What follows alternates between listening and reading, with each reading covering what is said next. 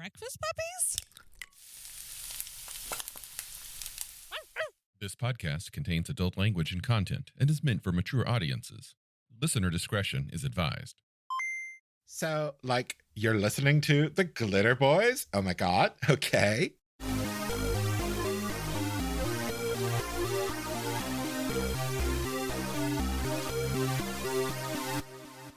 It is so hot today that I have been doing this, what I call the temperature ladder game with my thermostat. We've it's like 107 degrees right now here in the sunny city of Portland, Oregon, and I've been watching my thermostat rise. So what we do is we set a temperature, like, we set the AC to 72. And then when it gets to 72 and it kicks in, we let it go for a bit, and then we raise it to 73. And then it gets up to, turns off. Mm-hmm. But then sometime later, it kicks on and it goes to 73. We raise the temperature again, and we've slowly been raising it. And it is nice, cool 79 degrees in here with the AC on. It is wonderful. I have been outdoors a lot today, a lot of walking. And it's been brutal, especially since I had to go in the office. So I'm actually dressed like an office drone. Yeah, I am not tank top and gym shorts. I haven't left my house except for a brief moment in which I lamented life and then came back in and it was nice and cool. Honestly, dear listener, I'm fairly certain he only put the shorts on because I was showing up. Well, maybe. Anyway. Kind of a weird segue, but something else that is hot, I think, is that picture of the Mystic on page 118 of the Rift's Ultimate Edition. Oh, yeah. She's hot. She's pretty cute, at least. Just get those hair nubbins, and I don't know. Oh, the hair nubbins. Ever since Leia, I've always liked those parallel hair nubbins. Yes, today we are talking about the Mystic. OCC, one of the core central character classes to the Rift's role-playing game. And dare I say, one of the more underappreciated, underutilized ones. I agree. Very few people end up playing Mystics that I have seen.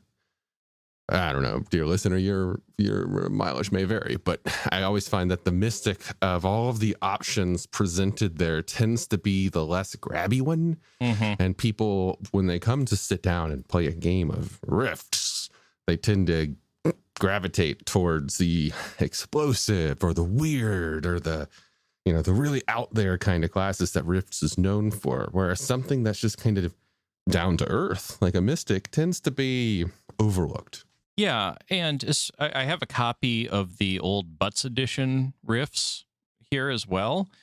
And the picture that they have for the Mystic in the old Butts edition is this, like, Doctor Strange in a Hood knockoff character. It's not particularly evocative, and I honestly think that for those of us who started Rifts when we were younger, early teens, mid-teens, whatever, the less grabby picture definitely played a role in that. Yeah, well, if we look here at the Butts edition, so the Mystic is sandwiched in between these crazy looking, just awesome gas mask and talismans line walker with that beautiful art on page 84. Oh yeah. And then the shifter with that summoning some kind of a fuggity demon from beyond the known confines of reality, and that's on page 88. And then on the 86 we just got Discount Doctor Strange. So I can see why a lot of people would have skipped over this class. But what do you like about the Mystic? What I like about them is they are very straightforward. Mm-hmm. Many of the character classes in Rifts, especially when we take them to the Ultimate Edition, they have layers of complexity that I find can be intimidating to new players, and even confusing to returning players who are now, decades used to other games with more modern game design aesthetics, come back to see something with the big ass list of weird powers that things like the Line Walker and the Shifter have. The Mystic is actually right in between, a nice middle of the road caster. Absolutely. I 100% agree with that. It's also going back to when Rifts originally came out, talking to the glory days of Butts. The glory days of Butts. It was one of the few classes where you got both psionics and magic in one package and relatively well balanced. Yeah, the other magical classes aren't prohibited from having psionics. But if you want to play another magical class with psionics, you either need to have gotten lucky on the psionics roll that every player character in the game gets, or you have to play a character race that has some psionics and can take a magical class. With the Mystic, you've got, honestly, I think the best of both worlds. Yeah. Like, you don't really have any super complicated powers. You just have spells and you have psionics. And that doesn't change between editions here. At all. Yeah, they get the same basic powers. They get a little bit of sensory ability. They get the ability to cast some psionics. They get the ability to cast some spells. That's it. So in prepping for this episode, I actually, when I was looking at my PDF copies of both editions, and I ran a word count on both editions to see what had changed from the original to the Rue. And hardly anything. There's a few more words, mostly because there's like cowboy skills are now part of every character class's skill list and stuff. Hardly anything's changed. It's OG as you can get. Like, I'm just looking here at the pages, and many of the abilities are word for word. Yeah. So what do you not like about them? Honestly, nothing. There's nothing I dislike about it because, well, no. You look like you have something to say. I do. For all the tweaks they did between first edition and ultimate edition, I think they only did a quick pass over the Mystic. It ain't broke, why fix it?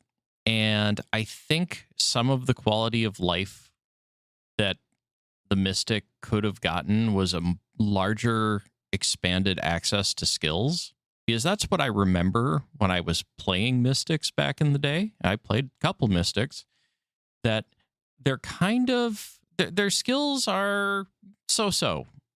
You're really leaning on the magic and psionics in comparison to as many skills as other classes can end up with. Kind of like many of the character classes did. If we just flip a few pages back in the Butts edition, right before Practitioners of Magic, we have the Vagabond. The Vagabond was an example of a class that got a major overhaul. And it needed it. They got dumped with a whole lot more skills. Whereas in this, they start with 3 skills. Yep. No, sorry. Well, they speak their native language. They speak one language of choice. They can cook and they can pilot an automobile. Yep. Well, the Mystic in Butts edition gets 1d6 additional languages, so it's random. Yep. They can play 2 musical instruments. They can dance. They can ride a horse. They can survive in the wild, and they don't get any hand-to-hand skill. Whereas in the new edition, they get their native language, 3 other languages: dance, horsemanship, land navigation, lore magic, 3 other lores, philosophy, 2 musical instruments, again, also wilderness survival. But again, they also do not start with any hand-to-hand skill. Yeah, I mean, their basic allotment is pretty bare bones. And I think that was an attempt, my guess, I have no inside information on this, was an attempt to balance the class. And I've always felt that, like, maybe they overbalanced it a little bit when it came to skills. Maybe. They get slight boosts to things like PPE. Just slight, though. Like the original is 1d6 times 10 plus 10. The new one is 1d6 times 10 plus 20. Let's see. what about their ISP? Mystic's ISP in the original is no, wait, sorry. I'm looking at the shifter. I was looking at the shifter's PPE. The Mystic's PPE 1d6 times 10. Yeah, so they get 20 more at least in the new edition. The ISP is 1d4 times 10 plus ME, whereas here it's 1d4 times 10 plus 10 plus ME. So they get a little bit of a boost. Mm-hmm. Which I was always okay with because they're so flexible because they're pulling on 2 pools. Yeah. They're still considered a major psionic, and they get really good recovery. So, yeah, really not much has changed. Yeah. They could have gotten more of an overhaul. Many of the classes, no, all of the classes, I think, got a significant boost. And I don't know. I feel that it works. It works. It definitely works. It's not broken. It's not as bad as the poor Vagabond was under first edition. I liked you could drive a car and you could punch a guy. Yep. I love it. I love that. So GMs who have concerns about which edition to run the Mystic, they're almost identical. Very, very little has changed. If you are somebody who wants to be able to bring in a Mystic from the Bots edition into an Ultimate Edition game, you don't have to tweak them that much, if at all. Yep. You basically get a couple extra skills, including some that I don't. Was philosophy in first edition? I didn't check. I don't think so. Yeah. First, they were really low on the amount of skills that were like lore skills and like knowledge skills. Those came a lot later. And you'll get a boost to PPE and ISP. Yeah. Yeah. But you could, in 5-10 minutes, convert over without much of a problem. Yeah. Unlike, say, the Cyber Knight. Whereas converting a Cyber Knight is a lesson in frustration. Exercise in frustration. Yeah. There's not that much else to say here. How would you fit them in a party? What role do you see them fulfilling? They're versatile in that. Right. Their skills aren't super limited. They can't take, well, okay. Tangent. I'm not a big fan of limiting anybody's skills from any of the categories, with rare exceptions. My reasoning being that the skills that you pick at first level should be the skills that you have had up to this point in your life. I think that anybody should be able to pick up and be like, and they could play a Mystic, even though the Mystic says military none. What if you wanted to roleplay somebody who was ex-military and then found their calling and then gave up the military and is living in the wild? So you'd have to have the GM make some special exceptions for that. Yep. So anyway, the Mystic's skills are pretty versatile. They could fill a communications role. They could be a face. Yeah. They could be your controller, your crowd control type person, your charmer. They can cover so many different activities. Yeah, that's the thing. They're a Swiss Army knife of non-physical skills. They're not going to be the Glitterbois with his big boom gun and more armor than, a dragon. And they have the ability to be tailored to the play style you want to have because you have so many psionic skills and so many magic skills available. So many spells, so many powers. As a GM, though, that is the one thing you got to be ready for is you're going to have a player who at the drop of a hat, potentially even in the same round, is going to swap between psionics and magic. And you got to be on your toes for that and have your references at your fingertips. Yeah. The thing I will say about them to sort of close this out is, like the dragon, I think the Mystic is a fantastic starting character for a brand new player to the game. Now, some people are like, I still get people messaging me saying, what the hell do you mean the dragon is a good starting class? And I'm like, whatever, dude, go back and listen to the episode. I made my point there. They have a little bit of everything, and they are very survivable. They're a great character. You don't need to know anything about the world. You can just be a dragon, set shit on fire, and live and have fun and act like a child. And it's wonderful. Mystic, there's a bit more expectation of being a functional member of society with a mystic, but I don't know. Like you want to cast some spells, Mystic's got you covered. You want to dabble with some psionics, Mystic's got you covered. Now, you want to get into some fights, you get a decent amount of starting skills here. So maybe you could take a gun or something, but and so many backgrounds are available. Like a lot of the original first edition classes, like kind of straitjacketed you a little bit because there was only so many routes you could get to become a Coalition Dead Boy, a Glitter Boy, a cyborg, these sorts of things. Your backstory was written for you far more in advance. With the Mystic, you can be everything from this strange delver in the inner sphere of the mind and the mystic powers of the world around you, or you can be, nobody understands me but my cloak and my katana. Yeah. That's always an option. I don't know. I'm trying to drag this out, but I don't think we need to. No, I mean it's straightforward class. It's a straightforward class.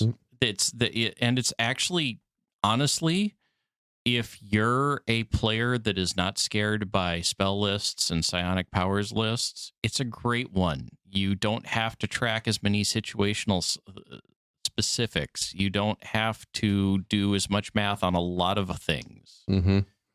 It's a great starter class in a lot of ways. Yeah, you just got to build some lists, and you just got to understand addition and subtraction when it comes to your pools of ISP and PPE, and that's it. Yep. Yeah. So if you got somebody who's new to the game, suggest a Mystic, especially if they like, wiggling their fingers and pew pew kind of stuff. Absolutely. Okay, well, thanks for listening. This has been another episode of the Glitterbois. Apparently I don't say this enough. People ask me questions. So you can find us online on Discord. Stop by our Discord and say hello. It's breakfastpuppies.com/Discord.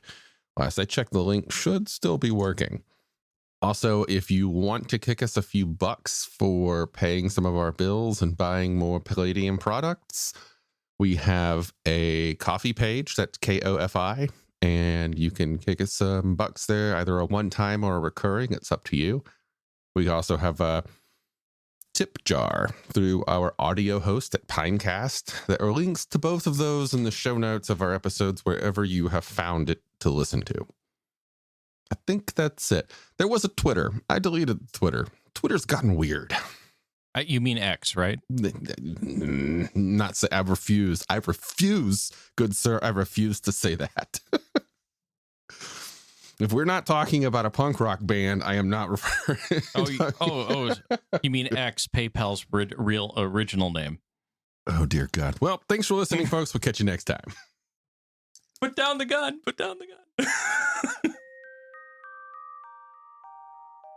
Starships, magic, mystic martial arts, romance. All of these can be found in A Cloak of Blades by Isaac Scher. You might have heard my name before. I've done a lot of voiceover work for Breakfast Puppies, and I've recently released my first novel. It's available on Amazon as an ebook and paperback, and you can get it for free if you have a Kindle Unlimited subscription. I do hope you'll support my work as you're supporting Breakfast Puppies, and it's been a pleasure talking with you today. Have a good one.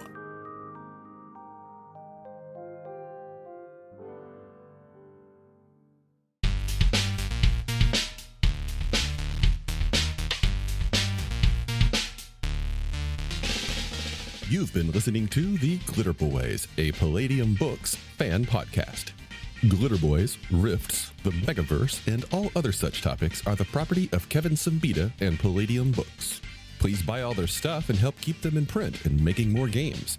You can order directly at palladiumbooks.com, and their entire catalog is available digitally at Drive-Thru RPG as well. Our opening music is 8-Bit Bass and Lead by Furby Guy from freesound.org. This closing music is Caravana by Philip Gross, available at freemusicarchive.org. All sound effects used are self-made or acquired via Creative Commons Zero license. If you like what you have heard, find us on Twitter and Facebook as The Glitterbois. That's BOIS. And check us out online at breakfastpuppies.com/glitterboys. And also join us on the Breakfast Puppies Network Discord at breakfastpuppies.com/discord. And if you want to help us out, please spread the word and help us build a community. Thanks again for listening. We'll catch you next time.